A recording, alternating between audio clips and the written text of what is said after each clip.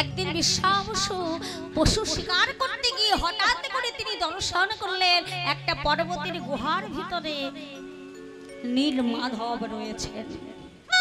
সেই নীলমাধবের অপূর্ব জ্যোতি দর্শন করে বিশ্বাবসু সেই নীলমাধবকে ভালোবেসে ফেললেন এবং নীলমাধবকে ভালোবেসে বিশ্বাবসু প্রতিদিন পশু শিকার করতে যান বটে, কিন্তু পশু শিকার করবার আগে তিনি ফুল গাছ থেকে ফুল পাড়েন, ফল পাড়েন, পেরে নীলমাধবের সেবা পূজা দিয়ে তবে তিনি পশু শিকার করতে বাহির হলেন। একদিন নীলমাধব বিশ্বাবসুকে দৈববাণী করে বলছেন, বিশ্বাবসু তুমি আমার সেবা দাও সত্য, তুমি আমার পূজা দাও সত্য, কিন্তু তোমার মধ্যে ভক্তি আছে, আমি তোমার হাতে সেবা পেতে চাই, কিন্তু তোমার ওই হিংসাত্মক জীবনটা তোমাকে পরিবর্তন করতে হবে। তুমি যদি পশু শিকার বন্ধ করতে পারো, নিরীহ পশুকে হত্যা করো না, পাখি শিকার যদি বন্ধ করতে পারো, তাহলে আমি তোমার কাছে থাকবো, আর না হলে চলে যাবো। এখন বিশ্বাবসু এই কথা শুনে নীলমাধবকে ভালোবেসে তিনি পশু শিকার বন্ধ করে দিলেন। প্রতিদিন সকাল হয় বেরিয়ে যান, বনে বনে সুগন্ধ পুষ্প চয়ন করে নিয়ে আসেন, নীলমাধবকে পূজা করেন, নীলমাধবের সেবা দেয়, আর দিনের শেষে যখন অন্ধকার নেমে আসে বিশ্বাবসুর হাতে ফল ফুল নিয়ে বিশ্বাবসু বাড়ি ফিরে যায়। বিদ্যাপতি আজকে ললিতাকে জিজ্ঞাসা করছে, ললিতা ললিতা, আচ্ছা মাই বলো তো ললিতা, তোমার পিতা প্রতিদিন কোথায় যান? ললিতা বলছেন, আমার পিতা প্রতিদিন শিকার করতে যান।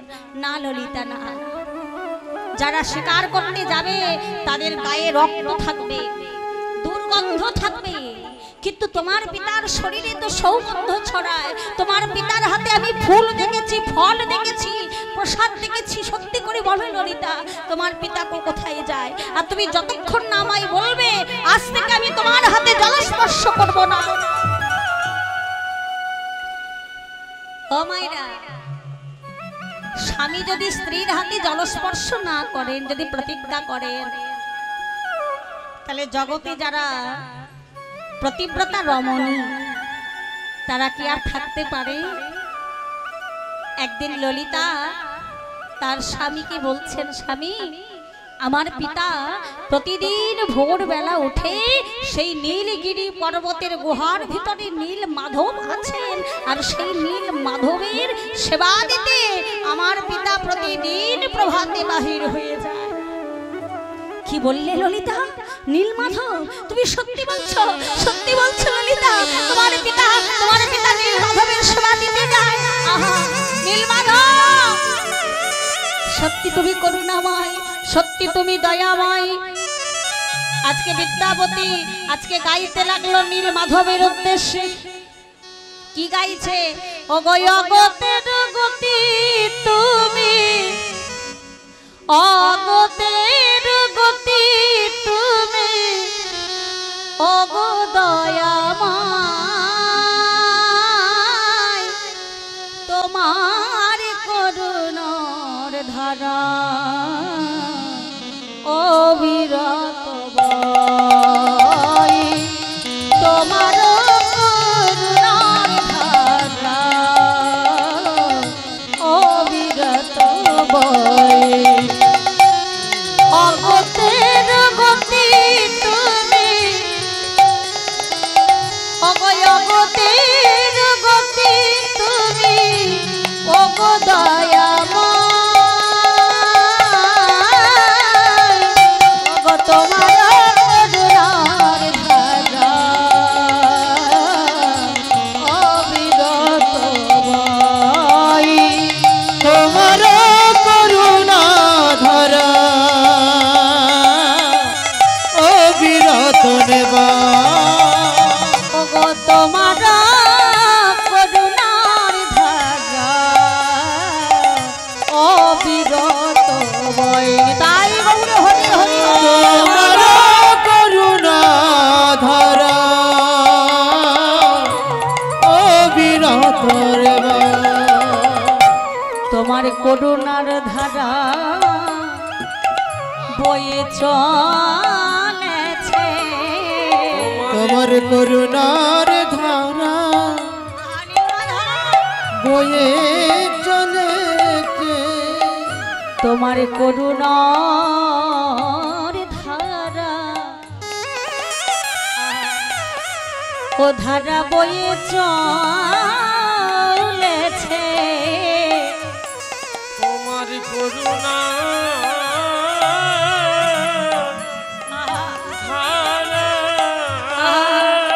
নীলমাধব বয়ে চলেছে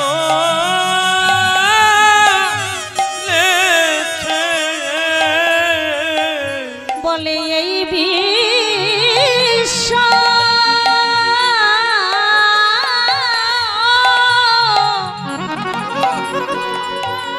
ও গো এই বিশ্ব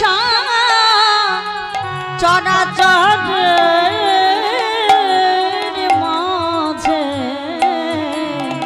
তোমার করুণার ধারা ও ধারা বয়ে চলেছে এই বিশ্ব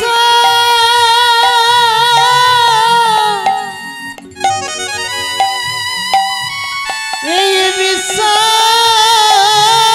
মাঝে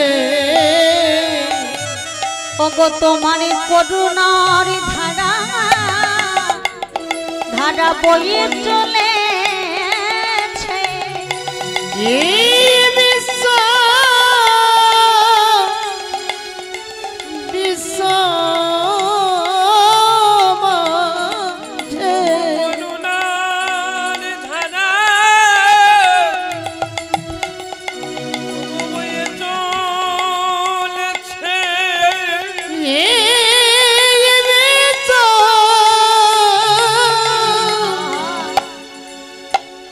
বিশ্ব মাঝে তোমার করুণার ধারা বয়ে চলেছে ওগো এই বিশ্ব বিশ্ব চরাচরে করুণার ধারা বয়ে চলেছে ওগো এই বিশ্ব চরাচরে করুণার ধারা বয়ে চলেছে ওগো এই বিশ্ব চরাচরে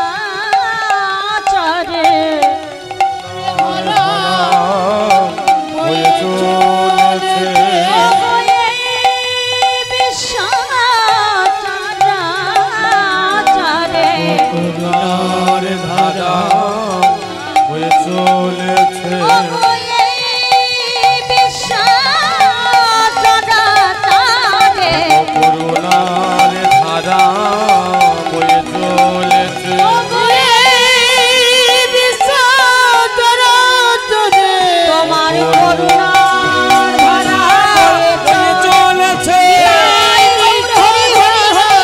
করুণার ধারা বয়ে চলেছে এই বিশ্ব চরাচরে করুণার ধারা বয়ে চলেছে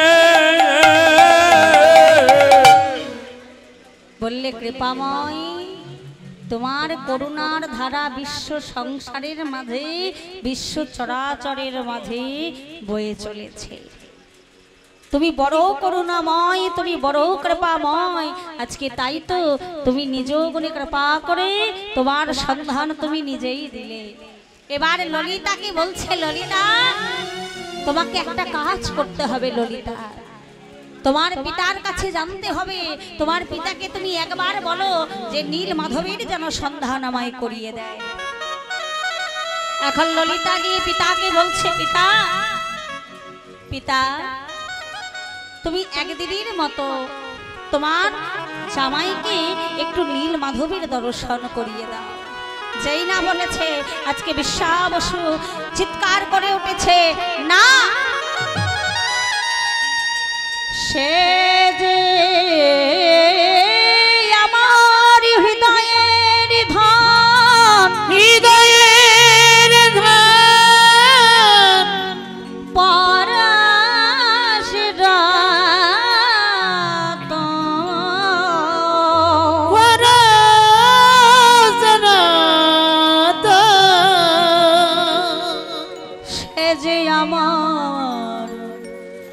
নয়নের মনে নয়নের মনে তার ছাড়া এ জগতে সবে আমি অন্ধকার হেরি। ললিতা, পারবো না আমি তোকে দর্শন করাতে। বাবা, একবার একবার তুমি আমার স্বামীকে একদিনের মতো দেখার একটু সুযোগ করে দাও না বাবা। তোমার জামাই বলেছে সে যদি নীলমাধবের দর্শন করতে না পারে সে আহার করবে না, সে নিদ্রা যাবে না, সে প্রাণ ত্যাগ করবে। বেশ, শোন ললিতা, আমি বিদ্যাপতিকে নীলমাধবের দর্শন করাবো, তবে আমার একটা শর্ত আছে। কি শর্ত? না, আমি যখন রাস্তা দিয়ে নিয়ে যাব বিদ্যাপতি চোখ বেঁধে নিয়ে যাব। নীলগিরি পর্বতের গুহায় যখন আমি পৌঁছাবো তাকে চোখ খুলে দেব, সে নীলমাধবকে দর্শন করবে। আবার যখন দর্শন হয়ে যাবে আবার চোখ বেঁধে আমি তাকে ঘরে নিয়ে আসবো। বিদ্যাপতি তাতেই রাজি হয়ে গেলেন। এখন বিদ্যাপতি চোখ বেঁধে দেওয়া হয়েছে, চলে যাচ্ছেন নীলমাধবকে দর্শন করাতে। এদিকে ললিতার সঙ্গে যুক্তি করে আজকে বিদ্যাপতি হাতে কিছু সর্ষে নিয়েছেন। এবার যে পথ দিয়ে চলে যাচ্ছে বিদ্যাপতি সেই পথে হাতে সর্ষে ছড়াতে ছড়াতে ছড়াতে ছড়াতে চলে যাচ্ছে। সেই নীলগিরি পর্বতের গুহার মধ্যে যেই না বিদ্যাপতিকে প্রবেশ করানো হয়েছে চোখ খুলে দেওয়া হলো। আজকে চোখ খুলে বিদ্যাপতি দর্শন করলেন নীলমাধবের সেই অপূর্ব জ্যোতি। বিদ্যাপতি নীলমাধবকে দর্শন করে বলে উঠলেন, নীলমাধব, নীলমাধব, আহা, যে মানুষটা তোমার দর্শনের অপেক্ষায় বসে আছে মাধব, না জানি সেই মানুষটা কত বড় ভাগ্যবান।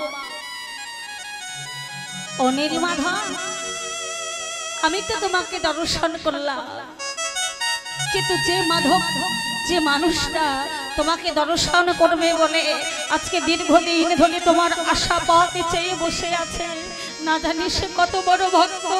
তাই তো তুমি তাকে স্বপ্নাদেশ করে জানিয়েছো তার হাতে তুমি সেবা পেতে যাও।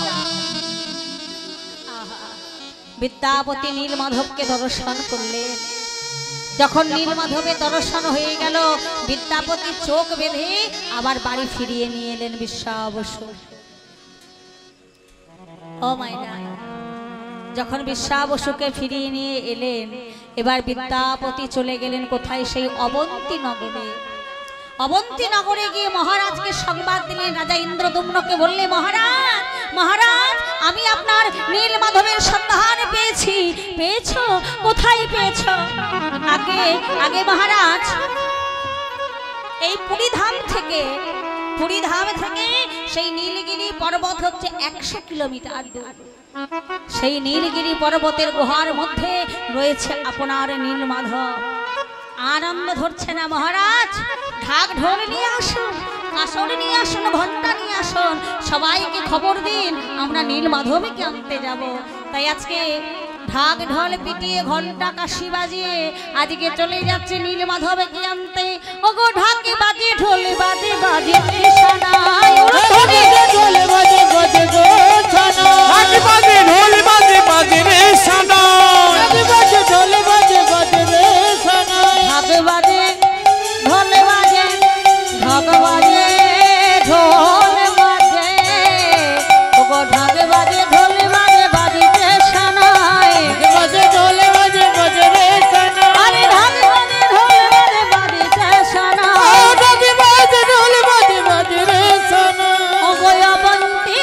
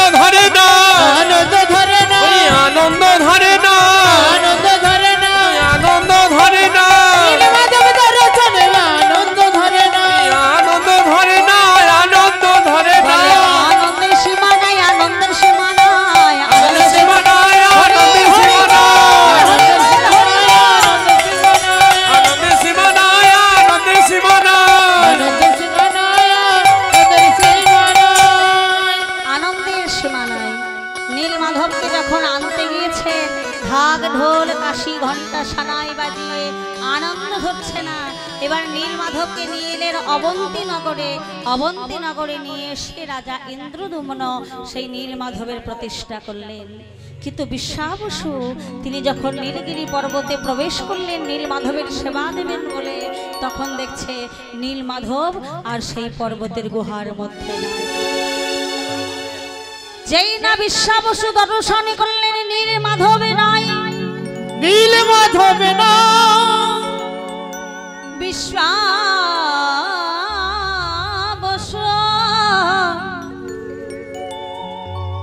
ভূমিতে আছাড় খেয়ে পড়লেন। ওহে মাধব হে,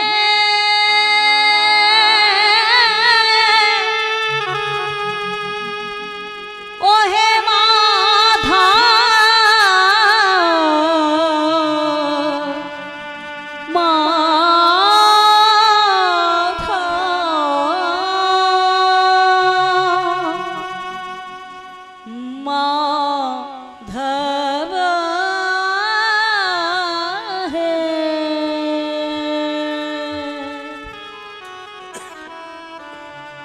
বহুত মিনতি করি তো। বিশ্বাবসু নীলগিরি গুহার ভেতরে আছাড় খেয়ে পড়লেন ভূমির মধ্যে। নীলমাধব নীলমাধব বলে কাঁদছে। মাধব, তুমি আমাকে ছেড়ে কোথায় চলে গেলে? কেন চলে গেলে? আমি কি অপরাধ করেছি নীলমাধব? আমি কি অপরাধ করেছি বলো? তুমি কেন আমায় ছেড়ে চলে গেলে নীলমাধব? কেন তুমি আমায় ছেড়ে চলে গেলে? বিশ্বাবসু কাঁদছেন আর বলছেন, আহা মাধব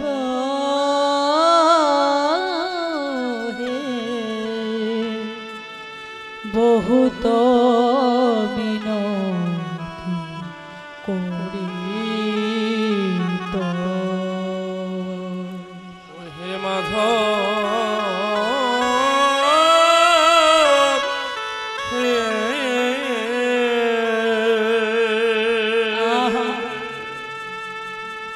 বহুত মিনতি করি হে। মাধব কি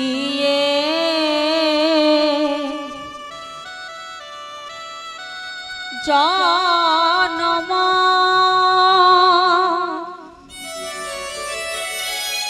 পশু কি রে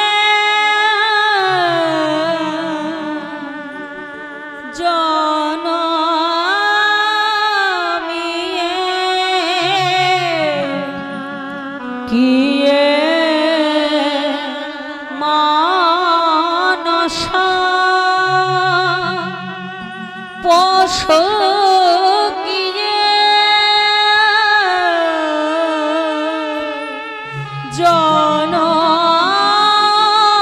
জনমিয়ে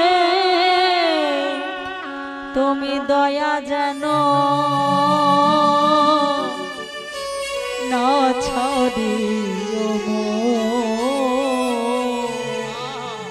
মাধব, তুমি দয়া যেন না ছাড়িও।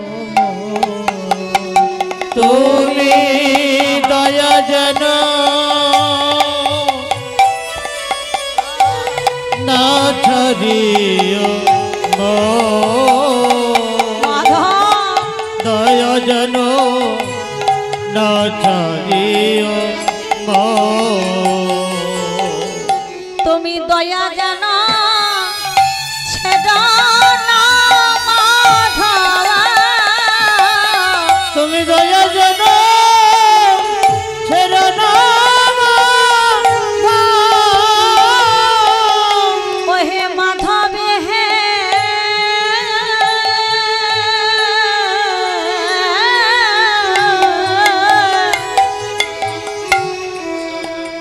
তুমি আমায় দয়া যেন আমায় ছেড়ো না মাধব। ও হে মাধব হে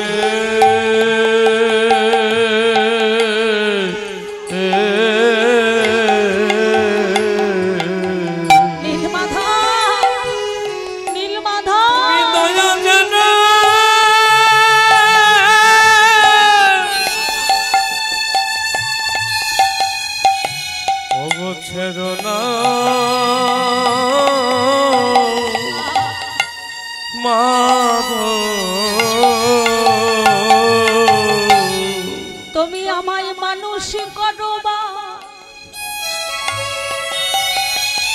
আমায় পশু করো,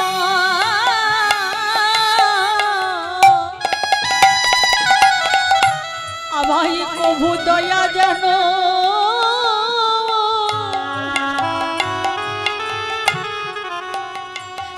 যেন ছেড়ো না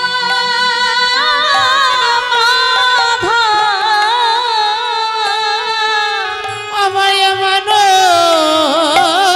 করো। নিতাই গৌর প্রেমানন্দে হরি হরি বল হরি বল। পশু করো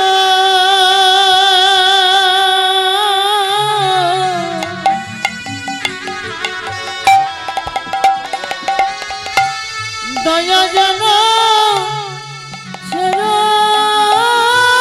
না মা।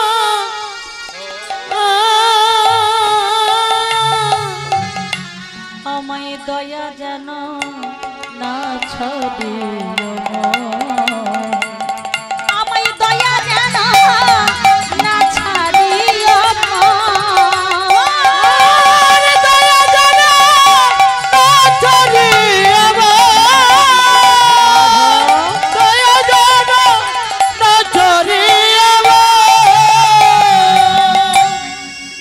বিশ্বাবশ্য কাঁদছে নীলমাধব তুমি আমায় ছেড়ে চলে গেলে আমি কি অপরাধ করেছিলাম যে তুমি আমাকে দয়া না করে চলে গেলে মাধব আমি তো তোমার জগৎ ছাড়া নয় তুমি তো জগতের মালিক তুমি তো জগতের কর্তা সেই জগতে আমিও তো একজন আমি তো তোমার জগৎ ছাড়া নয় তবে আজ তুমি আমায় ছেড়ে চলে গেলে কিন্তু আমি তোমার চরণে বিনতি করে জানিয়ে রাখি নীলমাধব যতবার এই ভবের মাঝারে আমি আসব তুমি আমাকে মানুষ করো বা পশু করো বা কীট পতঙ্গ গুল্ম লতা বৃক্ষ করো তুমি যাই করে আমাকে পাঠাও না কেন কোনোদিন যেন তোমার দয়া ছেড়ে আমাকে বঞ্চিত করো না মাধব তুমি যখন আমার বিচার করতে বসবে যেদিন আমার শেষের সময় হবে আমার শেষের দিন যখন হবে তুমি যখন আমার বিচার করতে বসবে তখন দেখবে তুমি আমার গুণ কিন্তু পাবে না তোমার বিচারের খাতায় আমার কোনো গুণ তুমি পাবে না কি পাবে জানো তুমি শুধু আমার দোষ পাবে শুধুই আমার দোষ পাবে কিন্তু তুমি তো কৃপাময় তুমি তো দয়াময় তুমি কৃপা করে আমায় চরণে রেখো হরি বল কৃপা করে আমায় চরণে রেখো। ও হে মাধবে হে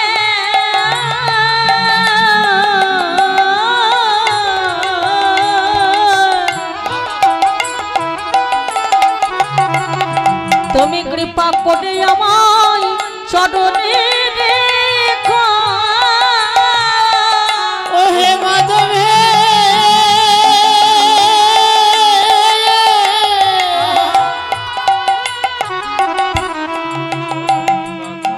কৃপা করে আমার চরণে রেখো। আমি যত ভুল যত দোষ করি না কেন, তুমি কৃপা করি আমায় চরণে রেখো। ও গো যত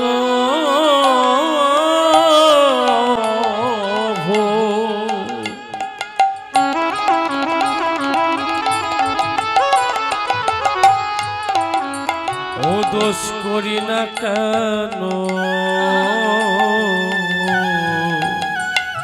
বলে আমি তোমার জগতে ছাড়া নই হে আমি যত ও দোষ করি না কেন ও মাধব তুমি কৃপা করে চরণে রাখো যত ভুল ও দোষ করি না কেন মাধব তুমি কৃপা করে আমায় চরণে রাখো যত ভুল দোষ করি না কেন মাধব কৃপা করে তাই গৌর হরি বল হরি বল হরি বল করি না কেন যত ভুল দোষ করি না কেন আমায় কৃপা করে চরণে রেখো বিশ্বাবসু যখন কাঁদছেন নীলমাধব নীলমাধব বলে নীলমাধব অবন্তী নগরে আর থাকতে পারলেন না মা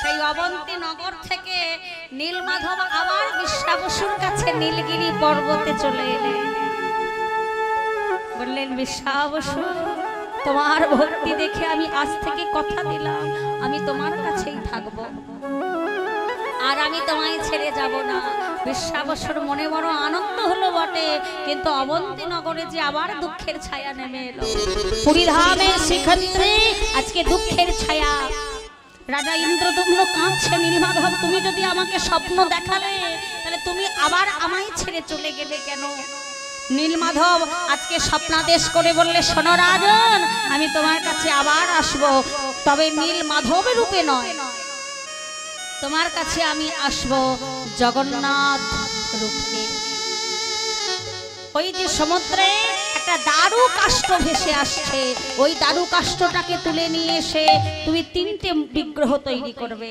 এক হচ্ছে জগন্নাথ এক হচ্ছে বলরাম এক হচ্ছে সুভদ্রা রাজা লোক পাঠালেন সঙ্গে সঙ্গে দেখলেন সমুদ্রে জল থেকে একটা দারু কাষ্ঠ ভেসে আসছে সঙ্গে সঙ্গে সেই কাঠটাকে তুলে নিয়ে এসে তৈরি করবে কি বললেন দেবর্ষি নারদ এসে বললেন তৈরি করবেন একজন তিনি কে বললেন আমার হাতে আছে সেই শিল্পী এখানে ছদ্মবেশে এলেন দেবশিল্পী বিশ্বকর্মা তিনি সাধারণ মানুষ রূপে এসেছিলেন দেবশিল্পী বিশ্বকর্মা এসে বললেন 21টা দিন দরজা বন্ধ থাকবে কেউ ভিতরে ঢুকতে পারবেন না আমার যখন বিগ্রহ তৈরি করা হয়ে যাবে আমি দরজা খুলে দেব সবাই ভিতরে প্রবেশ করবেন কিন্তু যেই না 12টা দিন হয়ে গেল গুন্ডিচা দেবী আর ধৈর্য ধরতে পারলেন না প্রথম ঠুকঠাক শব্দ হচ্ছিল কিন্তু তারপরে কোনো শব্দ নাই ভেতরে ওই যে তৈরি করতে ঢুকেছে ভিতরে সে কিছু খাবার খায় না জল খায় না ঘর থেকে বাহির হয় না মলমূত্র ত্যাগ করে না কি করছে ভিতরে গুন্ডিচা দেবী মনে মনে চিন্তা করলে কি করছে ভিতরে দেখতে হবে না না মহারাজ আর তো ধৈর্য ধরা যাচ্ছে না সে তো মানুষ সে কি করে পারে আজকে 12টা দিন হয়ে গেল ভিতরে কোনো শব্দ নাই আহার নাই তার মলমূত্র ত্যাগ করা নাই সে জল খায় নাই কি করে বেঁচে আছে স্বামী দরজাটা খুলে দাও যেই না মা দরজাটা খুলে দিয়েছেন সঙ্গে সঙ্গে দেবশিল্পী বিশ্বকর্মা চলে গেলেন মন্দিরের ভিতর থেকে আর দেখলেন কি 3টি বিগ্রহ হয়েছে তবে পরিপূর্ণ হয় নাই জগন্নাথ সুভদ্রা বলরাম দেখেছেন হাত নেই হাতগুলো ছোট পা নেই যেমন ভাবে ছিলেন সঙ্গে সঙ্গে দৈববাণী হলো মন্দিরের ভিতর থেকে শোনো রাজন ইন্দ্রদম্ন আমাকে যে রূপে তোমরা দর্শন করলে আজ থেকে এই রূপেই আমি পূজিত হব এই পুরীধামের শ্রীক্ষেত্রে এই রূপেই ভক্তরা আমাকে দর্শন করবে সেই থেকে একদিকে হলো নীলগিরি পর্বতে নীলমাধবের প্রতিষ্ঠা একদিকে হলো পুরীধামে জগন্নাথ সুভদ্রা বলরামের প্রতিষ্ঠা ভক্তদের মনে বড় আনন্দ সবাই মিলে বলে উঠলেন ওগো জয় জয় জগন্নাথ সুভদ্রা মাই হরি জয় জগন্নাথ সুভদ্রা মাই জয় জয় জগন্নাথ সুভদ্রা মাই জগন্নাথ সুভদ্রা মাই জয় লীলা জলবাসী জয় জগন্নাথ লীলা জলবাসী জয় জগন্নাথ জয় লীলা জলবাসী জয় জগন্নাথ লীলা জলবাসী জয় জগন্নাথ সবে জয় দাও জয় দাও জয় দাও জয় দাও জয় দাও জয় দাও জয় দাও জয় দাও জয় জগন্নাথের জয় দাও জয় দাও